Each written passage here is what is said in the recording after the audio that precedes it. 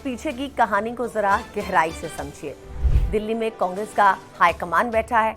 मल्लिकार्जुन खड़गे और राहुल गांधी मेज के एक तरफ हैं और दूसरी तरफ केरल कांग्रेस के तमाम दिग्गज नेता। मुद्दा है केरल विधानसभा चुनाव की रणनीति।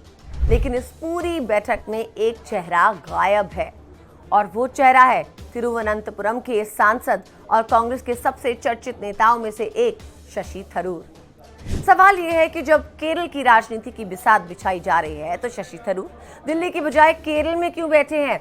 क्या ये सिर्फ एक इत्तेफाक है या फिर कांग्रेस के भीतर एक बड़ा तूफान आने वाला है? सूत्रों की माने तो ये नाराजगी की वो आग है जो कोच्चि से सुलगनी शुरू हुई थी और अब दिल्ली के गलियारों तक पहुंच चुकी है। खबर है कि थरूर इस बात से बेहद खफा हैं कि उन्हें अपनी ही पार्टी के भीतर वो उचित सम्मान नहीं मिल रहा जिसके वो हकदार हैं। कहा जा रहा है कि इस पूरी नाराजगी की जड़ हाल ही में कोच्चि में हुआ राहुल गांधी का वो कार्यक्रम है जहां थरूर मौजूद तो थे, लेकिन उन्हें लगा कि उन्हें किनारे कर दिया गया।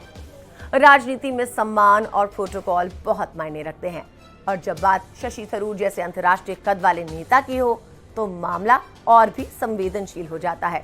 इस बार जब राहुल गांधी और खड़गे केरल के नेताओं के साथ चुनाव का ब्लूप्रिंट तैयार करने बैठे तो थरूर का वहां नहीं होना कई सवाल खड़े कर गया।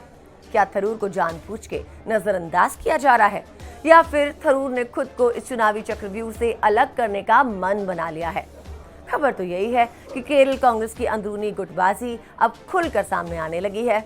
एक तरफ आला कमान चुनाव जीतने का दावा कर रहा है तो दूसरी तरफ उनके सबसे बड़े पोस्टर बॉय ही बैठक से नदारद है। अब जरा इसके राजनीतिक नतीजों को समझिए। केरल में कांग्रेस के लिए ये चुनाव आर्या पार की लड़ाई है। यहाँ सत्ता विरोधी लहर का फायदा उठाने के लिए कांग्रेस को एकजुट चेहरे की जरूरत है।